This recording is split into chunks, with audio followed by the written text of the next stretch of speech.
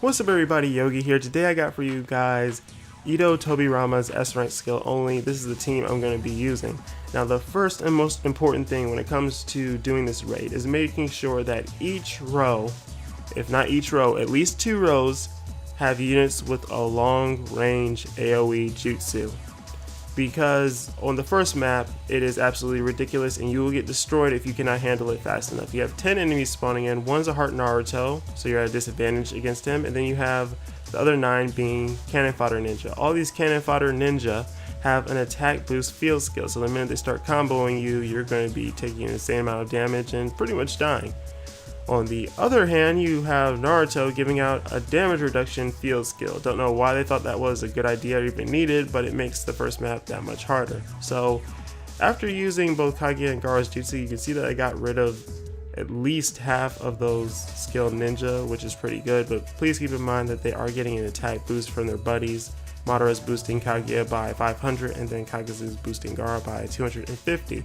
And then all 3 of the units that I used their AoE jutsus to get rid of these mobs, they all have Immobilize. It's something that's very good if you can, work it into your team. Kaguya being the best one just because of how long her range is, but Immobilize is a very good thing here just so you can try to buy even more time if you can't take them out or take them all out within the 3 turns. Now when it comes to team building, there is only a handful, less than a handful of units that you can bring that ignore substitution, and the reason you want that is because on the last map Tobirama has a constant 30% substitution, and then after using his ultimate he gets even more for a short period of time. Thankfully he doesn't have it consistently after using his secret technique, the extra substitution. It goes away at some point, but he still will have the 30% consistently. So the few units that bypass that is going to be the 2 skilled Madaras I'm using here. He pretty much ignores it on his jutsu and ultimate. You have Blazing Awoken Kimimaru on his ultimate only. Then you have Blazing Bash Kakashi. Now he ignores both on his jutsu and ultimate if he's Blazing Awoken. Otherwise, I think he only ignores it if he only ignores it on his ultimate if he's in his unblazing awoken form, his regular form, you know what I mean, when you first pull him and awaken him, all that jazz.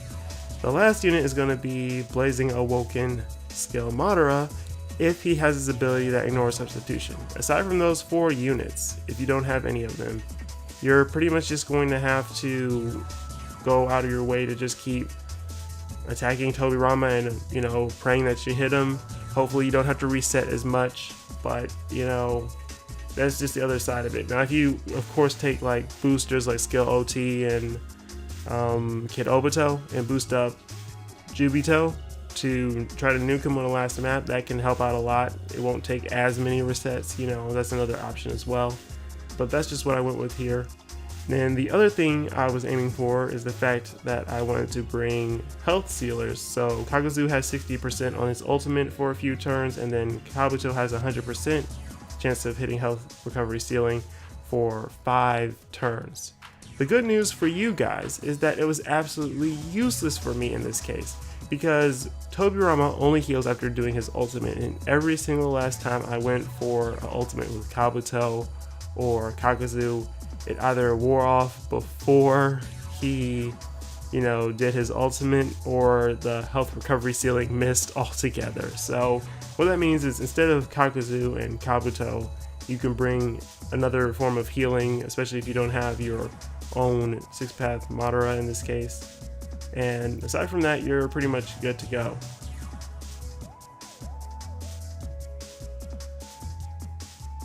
So for the second map here, we pretty much have Tobirama, who is still going to be regular attacking every single turn, and then we have Hashirama, who's going to use his full map jutsu every 3 turns. So you definitely want to try and get rid of Hashirama sooner than later. This is the one map where I really wish I would have brought my Jubito instead of, for example, Kabuto or Kakazu, just because it did take a very, very long time to get rid of him. But thankfully I have immobilization on 4 out of my 6 units here, so I just keep spamming the jutsus and immobilizing them whenever I can if it hits. By the way, if you don't know, immobilization cannot stack, so make sure you're not using it on the units while the symbol is still on them. And the other thing to note about this map is the fact that pretty much Hashirama has a 2500 field skill that will be healing Tobirama every turn, and then Tobirama can give Hashirama a chance to dodge, so it is a good idea to keep them separate as well. But pretty much after I get rid of all of them, I'm going to stall up for the last map and then move on. I also plan on Kakuzu being my tank of sorts, since he has a 15% damage reduction skill, and then Gaara gives him an extra 20% from his buddy skill. But since both of my 6-path Madaras have that field skill that reduces damage, along with Kabuto, I really didn't end up just having him stall. I had all three of them stall together at most times.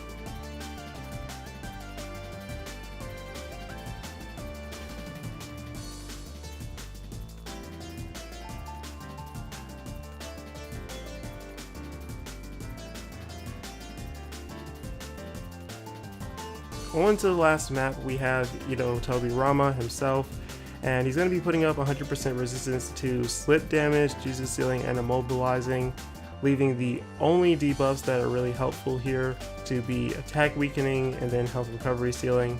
And then he's also going to have that 30% constant substitution that I mentioned earlier. Now, another unit I forgot to mention that can ignore substitution is going to be Edo Yugito, only on her jutsu. So if you have her, especially with dupe, she's going to be a really good unit to bring here, just because she has like 4 out of her 5 skills are resets. So that means you can keep using her jutsu over and over again. He won't be able to dodge it, and she hits him with attack weakening 80% of the time. When it comes to both the jutsu and the ultimate, they are both single target. The jutsu will just deal damage to you, no bonus effects to worry about, whereas the ultimate will let him heal 10,000 damage after using it, along with giving him that extra substitution for a few turns. And with that being said, that's pretty much everything you need to know when it comes to taking on this skill only mission.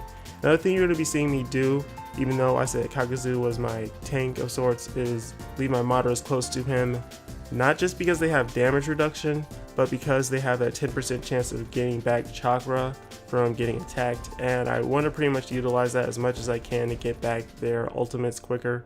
You can of course use the jutsu as well, since it ignores the substitution, but it does less damage anyway, so going for the ultimate is the better choice here. Anyway, I hope this guide helped you guys out. Don't forget to leave a like, drop a comment, and subscribe before you go. Peace.